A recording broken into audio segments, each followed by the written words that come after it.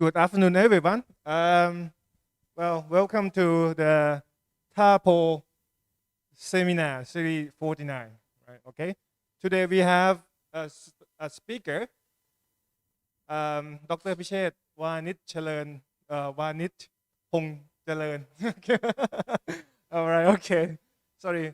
So today he's going to give a talk on a topic Covariant M5-brane action with dual transform. Right.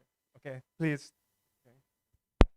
Okay, thank you, Dr. Sikari. So today I am going to give a talk on covariant M5-brane action with several tree form.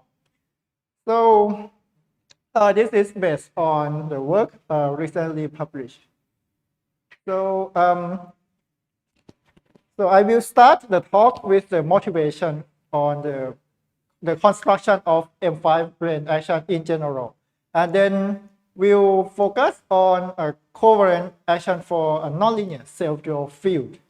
So, this is actually a review of the work by Ashok Sen and by group of Lamberts. And next, I will extend the work to fully. Okay. Sorry for the technical details, the technicals. So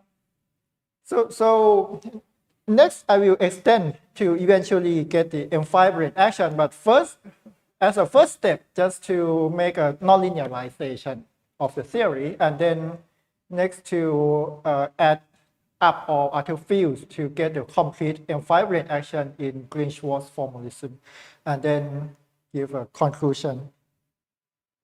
Okay, so as for the motivation, so let's start from how to construct a single M5-brane action. So basically, the action for a single M5-brane embedded in 11-dimensional supergravity background. So as I have said before, so it is a 6-dimensional world volume theory embedded in 11-dimensional supergravity background, or we call it the target space. And we are going to do it in Green-Schwarz formalism, in which the world volume only has bosonic fields, but the target space is fully supersymmetric. So this is one of the formalism to use as a supersymmetrized to make us get a supersymmetric embedding, basically. So the strategy to usually construct a single M5-brane actions is to first work with the action which describes a 6-dimensional chiral two-form theory. I mean, the chiral two-form field means that it is a two-form, and it has got a field strength, which is a three-form. And this three-form is self-dual. So this is the field which is the most tricky to construct, to describe, to write down the action. And actually, there are lots of alternative actions in for the M5-brane actions, and there are two main types of these chiral two-form series and the extension to M5-brane actions. So the first type is that in which the diffeomorphism invariant, there is a diffeomorphism invariant, but the diffeomorphism invariant is not manifest. So this usually involves making a splitting of the space-time, the space-time coordinates. I mean, making for example, split the 6-dimensional index into like 5 plus 1-dimensional index, or maybe 3 plus 3, split the 6 to 3 plus 3, for example. And so these are the different series for the chiral two forms. And there is also the complete M5-brane actions which are done in this for the extension of the series of this type. And there is also another type which is called PST formalism. So in the PST formalism, there is a manifest diffeomorphism invariant, but what we have to treat it is that we have to introduce the auxiliary fields, which means that they should have no dynamics. Yeah, and this is ensured by some specific symmetries that the series possess.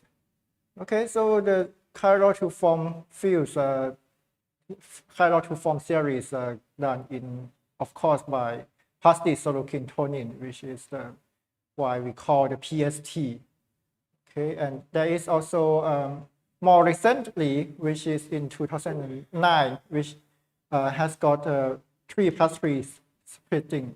And then there is a complete M5-brane actions, as an extension, which was by also PST and also by the group of Bandos, and also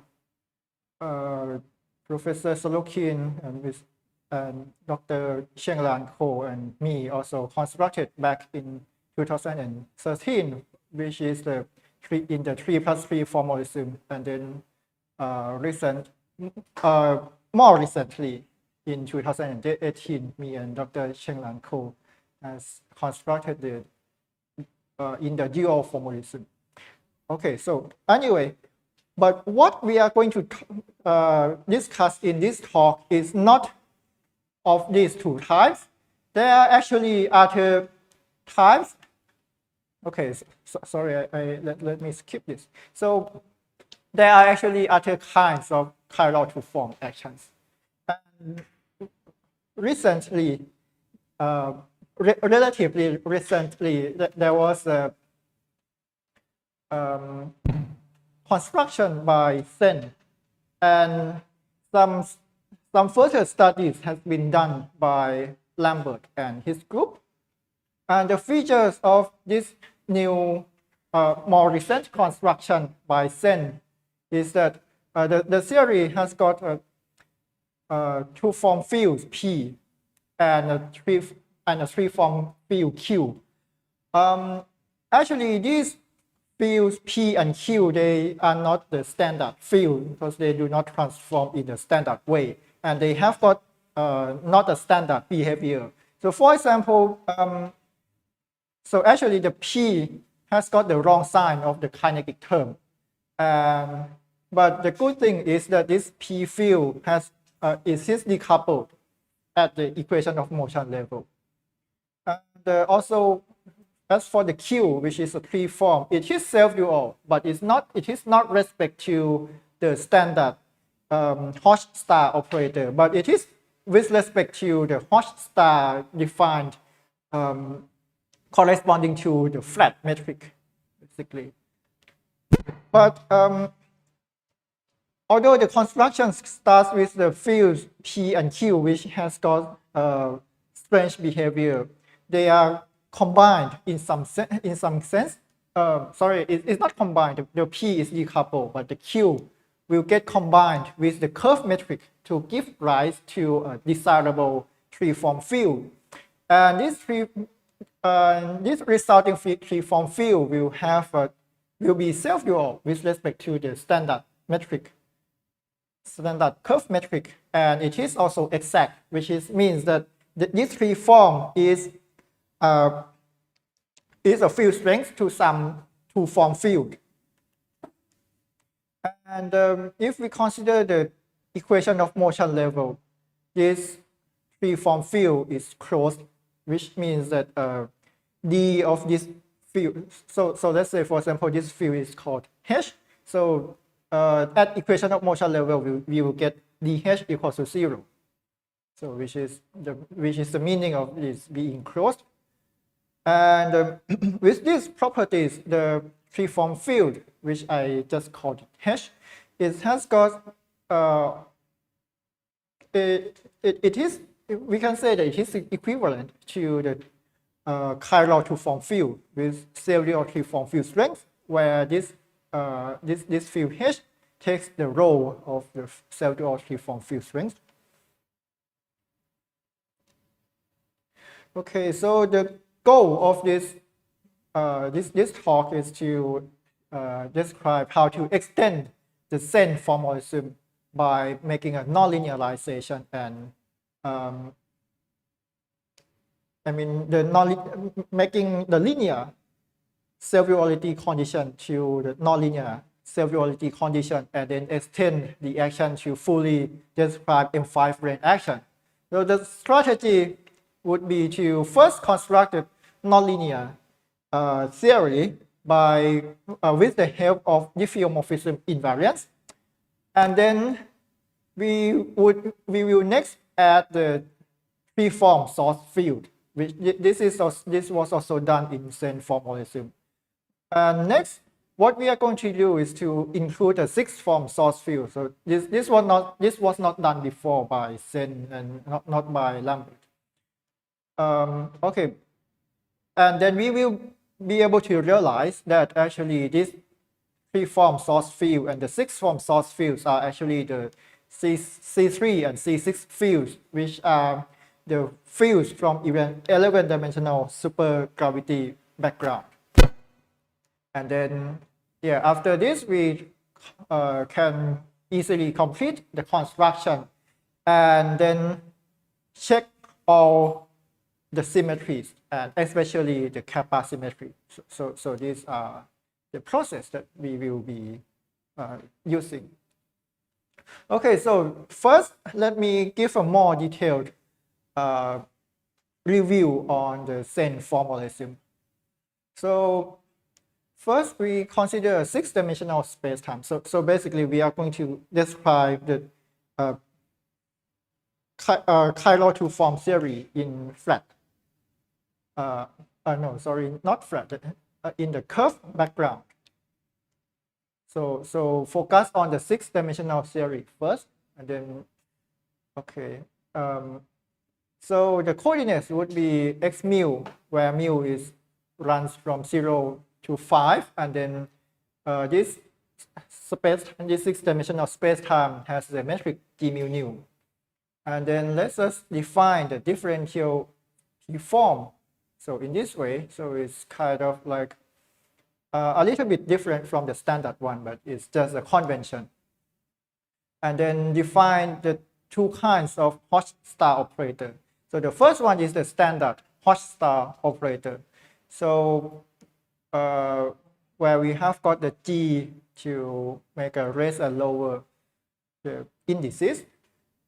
Another kind is the, let me call star prime. So this star prime is with respect to the eta, where the eta is the flat metric. So this is the non-standard Hodge-star operator. Okay, which it will appear in this kind of theory. So the action in the Sen formalism is in this form. So as I have said, there is some star prime appearing here, and also the field Q is self-dual with respect to the star prime. And actually, in the formalism, they have already given what the L is. But okay, so let's see what it looks like. So first, let's just try to write make a variation of L with respect to Q. So let's just define that the variation of L with respect to Q is just simply R. So this is the definition actually given already by Sen. Okay, and then define H equals to Q minus R. So recall that R is the field that is the result from variation of the Li with respect to Q. So this field H is a self-dual free-form field and is the standard self-dual free-form field. So we can use this condition with the star prime anti-self-duality of R to completely determine R. So basically, this equation we can think of an equation which defines R. And if we consider the equation of motion for the fields P and Q, these are the equations of motions. And if we eliminate the dP and substituting into this equation. So basically, I mean, these two equations implies that dH equals to 0, which, as I explained before, that it means that H is closed.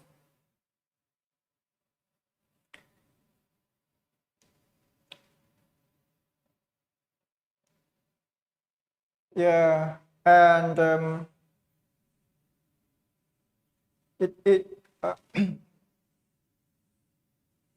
yeah, and from this result, if we are in the trivial topology, if the six-dimensional spacetime has got a trivial topology, this would imply that H is exact on shell.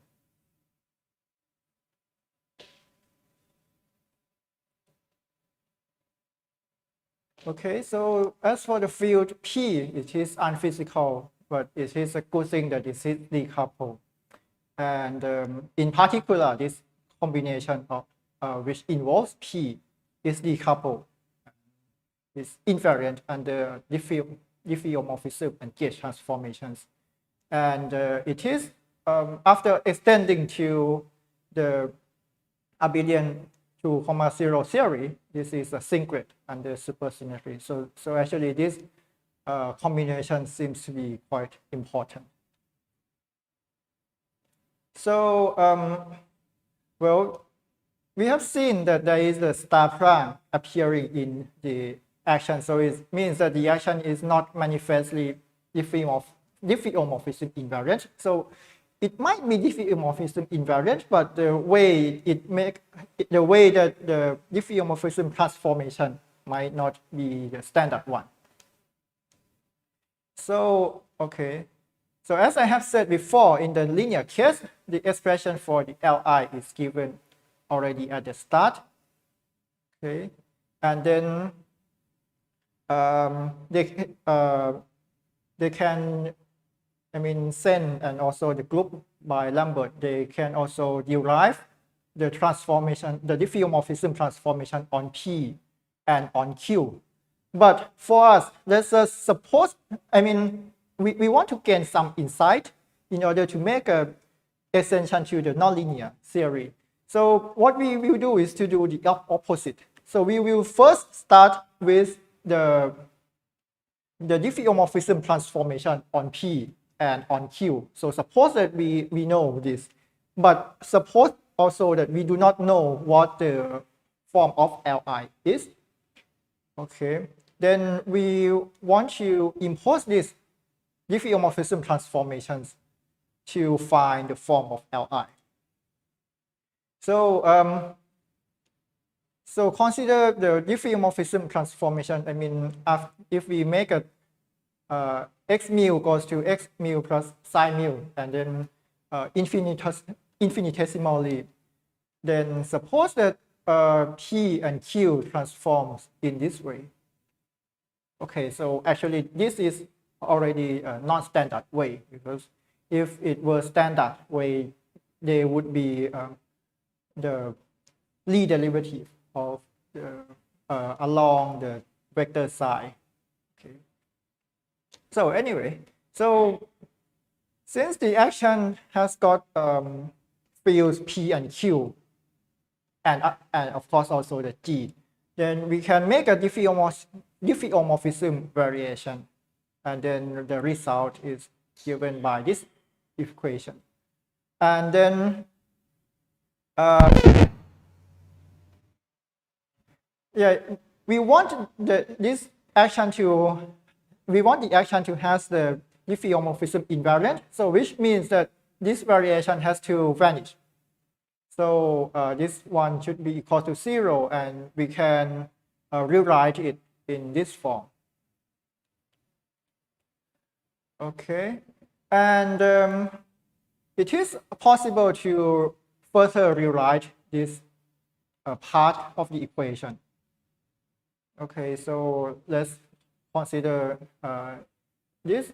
So compute delta psi on the Hodge star operator and then hit on the H. So this will give us 1 minus star and delta psi H. Okay, so we can compute this quantity in two ways, and then we are going to compare it.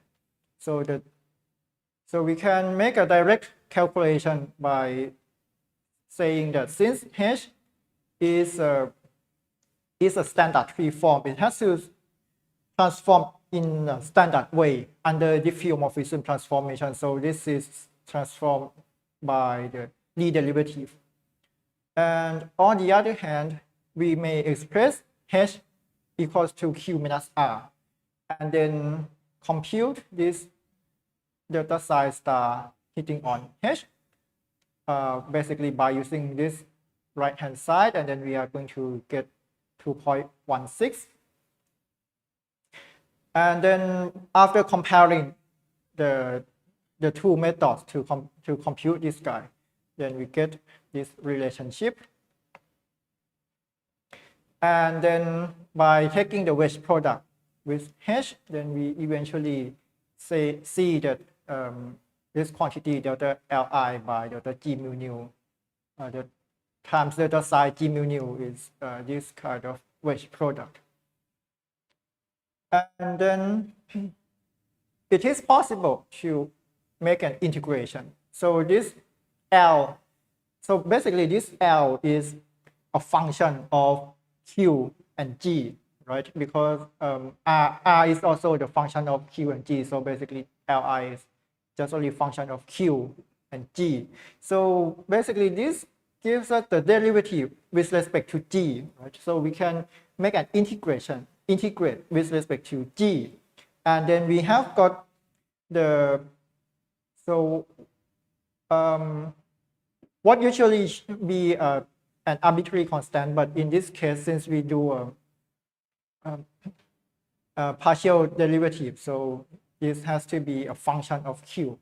I mean, this is not just a constant, but it has to be a function of Q. I mean, it should be independent of G because it's the kind of the resulting from the kind of like yeah, from the integration. I don't know how to explain this more, but it's a standard thing in when you do partial differential equations. Okay, so anyway, so this is just the standard trick when we do when we try to solve for the partial differential equation, the simple one. So next thing is that we want to find what this function theta q is. So what we do is to take derivative with respect to q. And it turns out that after taking derivative with respect to q and then using some further consideration, then we see that theta q is equal to 0, and this is finally is the result. So this is what I mean, this process we will be using it for the nonlinear theory also. Okay, so let's move on to the nonlinear theory. So the first thing is that well, let's us also include the three-form source field, which we call J, and put into this function L. Okay, so we also define the variation of L with respect to Q in this way. So basically R is still the delta Li by delta Q, exactly. And it turns out that R is still star prime anti-self-dual, which means that star prime R equals to minus R. And the equation of motion now has got a source term. So we have dHj equals to dj, where hj now is q minus r, which is the previous h that we have seen before, but we add the source J also. Okay, so we can see that this is like, since there is a source introduced, there is a source term appearing in the right-hand side of the equation of motion. Okay, and also as in the linear self-dual case, the combination HS is also decoupled. So I mean the certain combination of P and Q decoupled. And then we require that the Hj, which is the standard free-form field, we want it to be nonlinear star self-dual, which means that the star Hj has to be some function of Hj and G. And this condition will be used in order to fix the form of Li. I mean, in principle, we can use this to solve for R and then put it into the. Yeah, I'm not sure if it's really so far, but eventually this will, I mean, in principle, this will allow us to solve for the form of L. So anyway, this is not the condition that we impose on shell. So in this paper, we are only interested in the form of V, which is this form. Okay, so it has got like some function of trace of k square times hj and plus another function of trace of k square times hj cube, where hj cube is some certain product of three hj's basically, and the kj is the, say, basically h mu nu rho hj lambda nu rho. So there is a contraction of two indices. Okay. So in this form, actually, the F1 and F2 only need to dependent on the trace of k square, because the trace of k can be actually written in the form in terms of trace of k square. Okay, and later on we will specify what F1 and F2 is. I mean, for the case of M5-brane action. Okay, so the form of V that we have given gives rise to these two identities. I mean, it satisfies these two identities, which we will be using quite a lot. So it's kind of like we contract the indices, mu nu, right? And then the V has got the index lambda and H has got the index rho. And this is the same as when we make a swapping of the indices, right? So the swap the index so that V has got index rho and then H has got the index lambda instead. And also this one is kind of like we make some swapping also. Then there is an extra term which is delta U, where it can be computed also what U is. So it depends on F1, F2, and trace of k square. Okay, where this delta means that we make the variation with respect to the metric and with the free-form field Hj. Okay, so next we are going to derive the action, and from the requirement of diffeomorphism invariant. So let us also suppose that the P and Q still transform in this way. I mean, just like in the linear self-dual case. Okay. So the action would then transform in this way. So what I want you to notice is that it depends on delta psi of Hj delta psi of J and then delta psi of G mu nu. The next one is that I am going to show or argue that actually this first term will can be written in terms of delta psi J and delta psi G. Okay, so what I will do is to first compute delta psi Hj by saying that it is the standard free-form field, so it has to transform under a standard way, under diffeomorphism transformation, which means that it has to transform as the Lie derivative acting on the field. Okay, so after using this and then making a wedge product with Hj, then we get this condition, we get this result. And another way to compute Hj with delta psi Hj is to use the identities that I have said before. I mean these two identities. And then, no, sorry, it's not another way, but I mean, is continuing. Yeah, sorry. So the first thing is we first have this and then make a wedge product with H, and then later on we make a simplification on the right hand side by using the identities that we have before. So as you can see, actually the Hj with delta psi Hj is actually depends only on delta psi G mu nu. Yeah.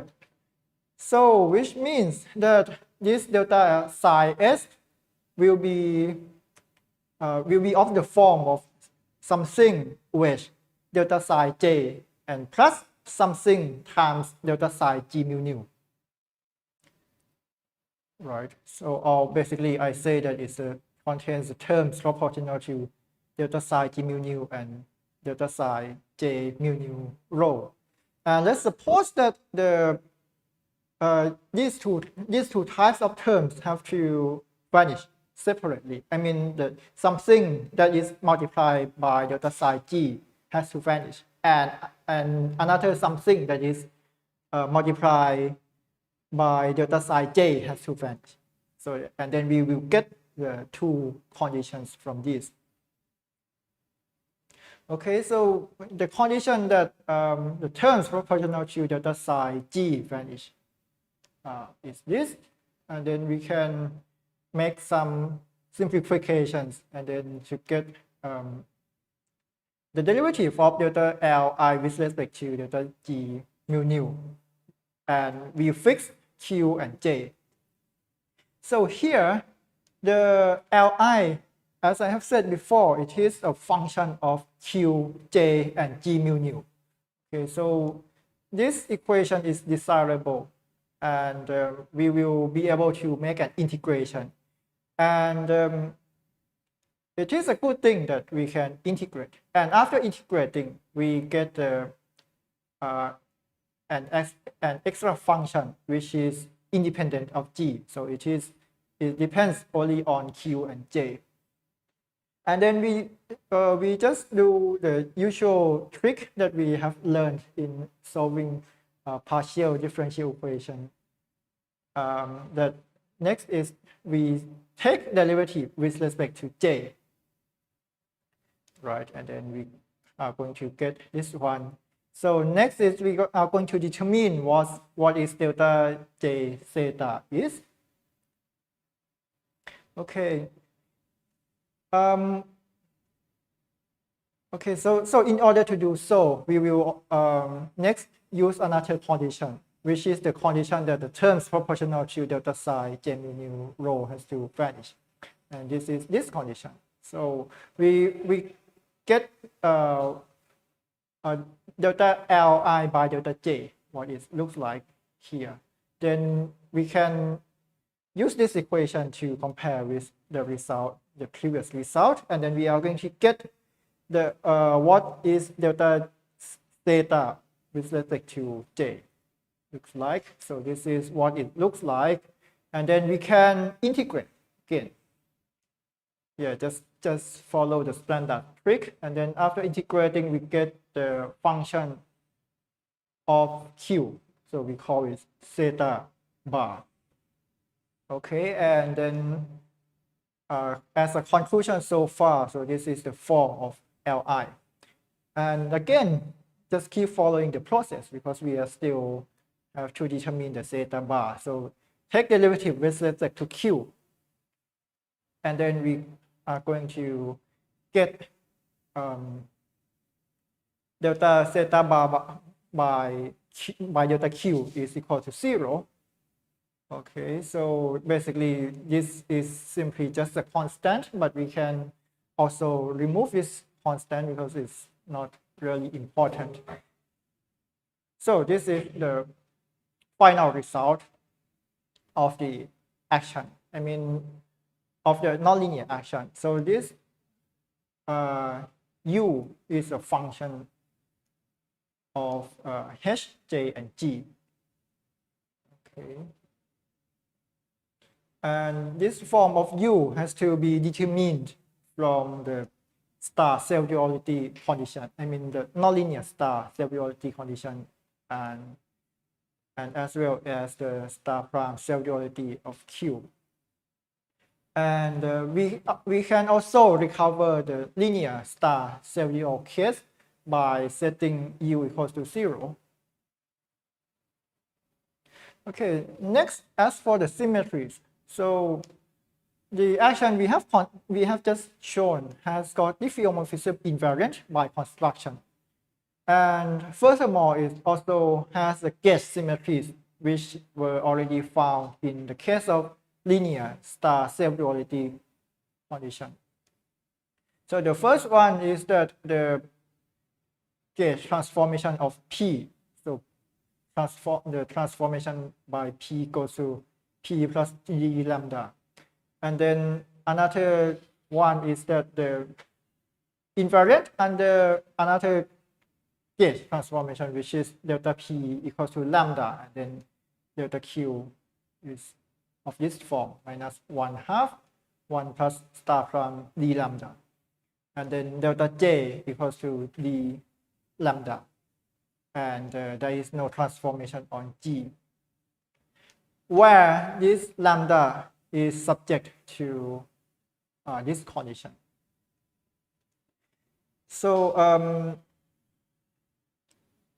actually, there is a better interpretation of this equation. I mean, it is not quite desirable that the gauge parameter has to be subject to some conditions.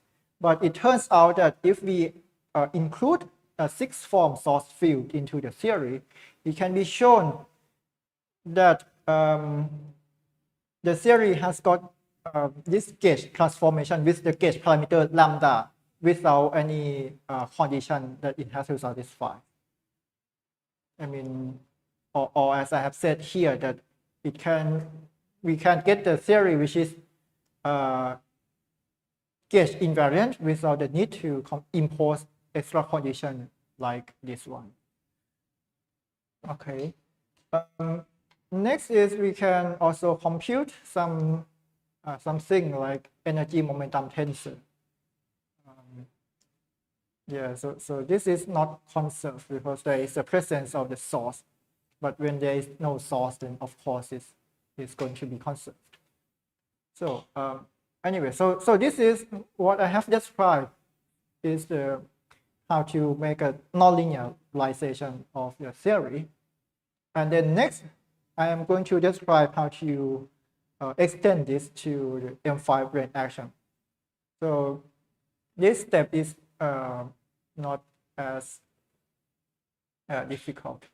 So basically, what I am going to first do is to first obtain the form of U, so that we eventually get the nonlinear self-duality condition, or that is of the M5-brane theory.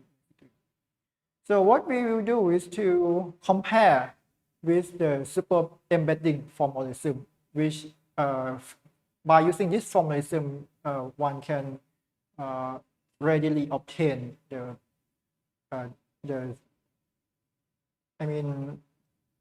nonlinear self-duality of H.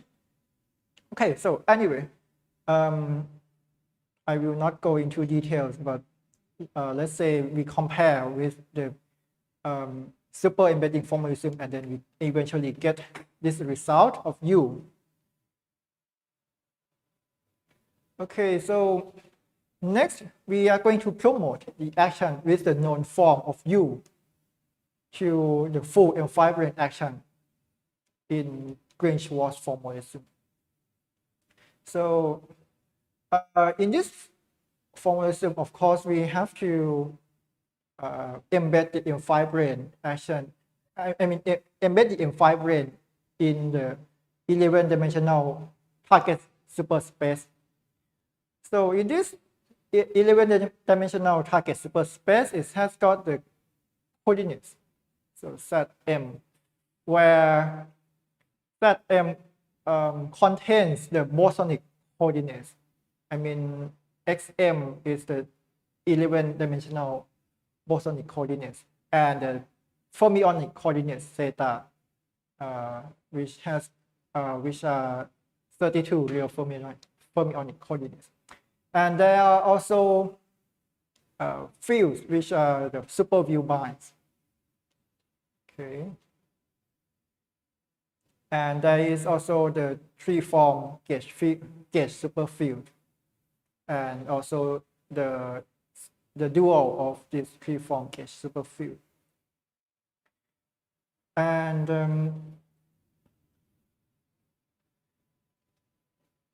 if we want the theory to have got kappa symmetry, the target space fields will have to satisfy these conditions.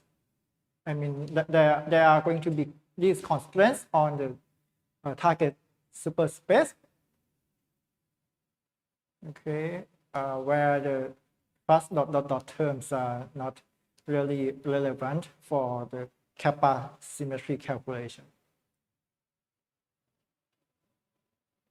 Okay, so by making an embedding of M5-brane volume into the target space, it means that we the coordinates Zm is a function of the coordinates x on the 6-dimensional volume. Okay, and then we get the volume metric by pulling back the view binds onto the volume, and then the M5-brane volume still contains the fields P and Q. And as for the source field, the three-form source field is actually can be realized as a pullback of the C3 to the M5-brane volume. And so let us denote J as C3, and then let us also denote Hj as F.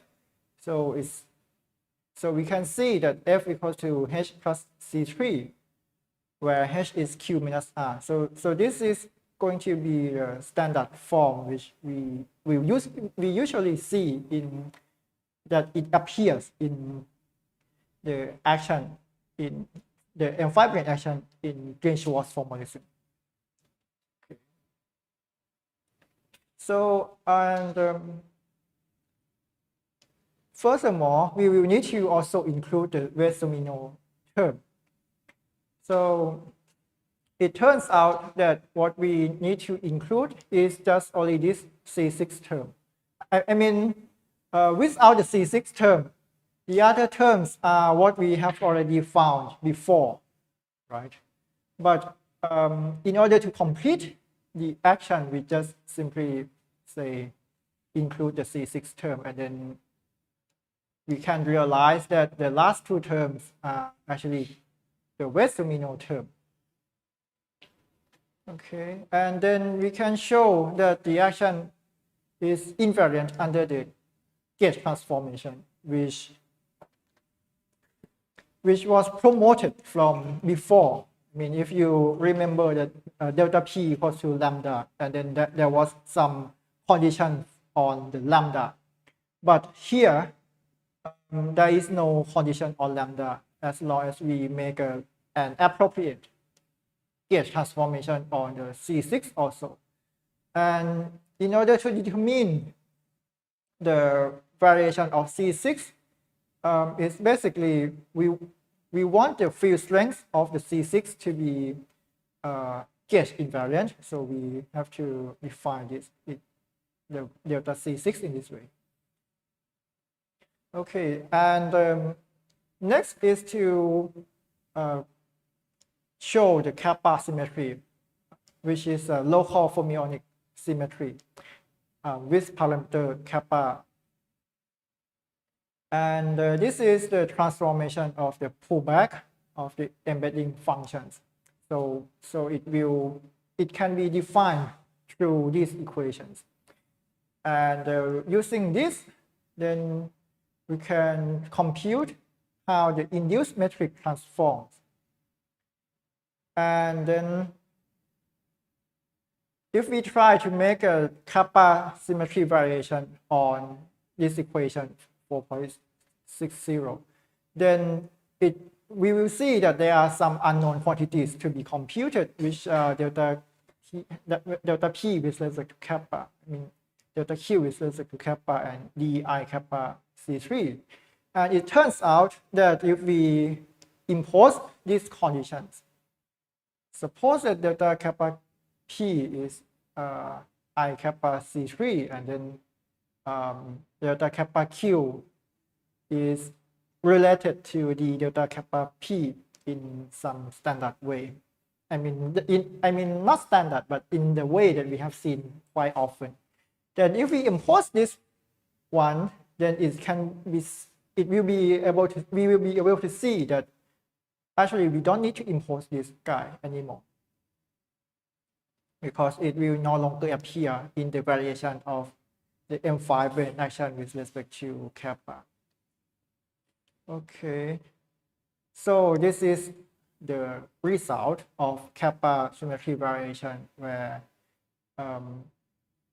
we can compute the we can see that this y equals to this one. Okay.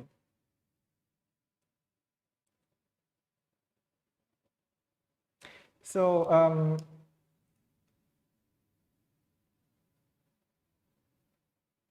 yeah, and then it can be shown that 1 plus gamma bar over 2 is a projector of rank 16, and then which is a desirable property. I mean, it appears in here. It has got the rank 16, so it will Q half of the degrees of freedom, basically.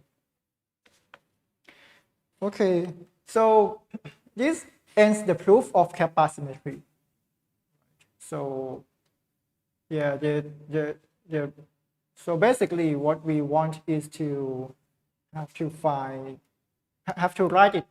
We have to be able to write the variation in this form, and then have to determine 1 plus gamma bar, and then say that, and then show that this guy is rank 16. Okay, and having obtained the action, then we may try to compute the on-shield action and then compare with other formalism, so that we can compare some physics with other theories. So this is the form of the on-shield action, and we can let me just say that we can actually, after making some scaling, then it can be identified with the M5 with the on-shield action for other M5-brane theories. So this agreement implies that there is some properties of the solitonic solutions are satisfied. For example, it determines the tension of self-dual string solution. I mean, the self-dual string solution will have the same tension no matter which theory we compute from. Okay, so as a conclusion, we have extended the action from the Sen formalism into a complete M5-brane action in Green-Schwarz formalism. And to do this is to make a nonlinearization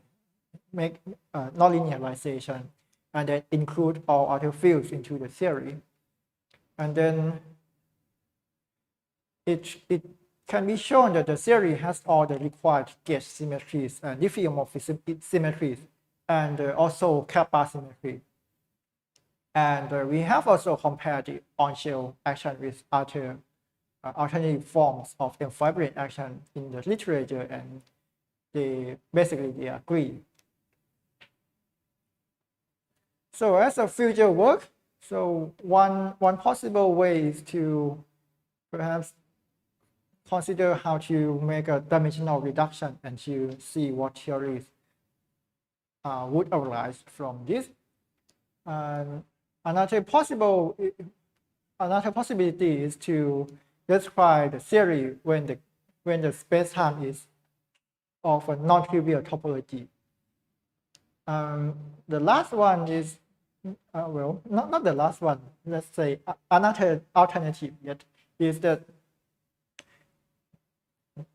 we may seek some other chiral form theories, which actually there are some even more recent theory, to then try to extend this to a complete M5-brane action, M5-brane theory. And this is all. So, any questions? Yes. I don't know M theory, but you say that M5-brane is a 6-dimension volume embedded in the 11-dimension of Yes. supersymmetry, right? But Yes. I want to know what is a 5 stand for, because it five. is not a dimension. 5 is the spatial dimension. Spatial dimension. Yeah, so it has got the M5-brane has got 5 space and 1 time. So that's where the name comes. Thank you. Other questions?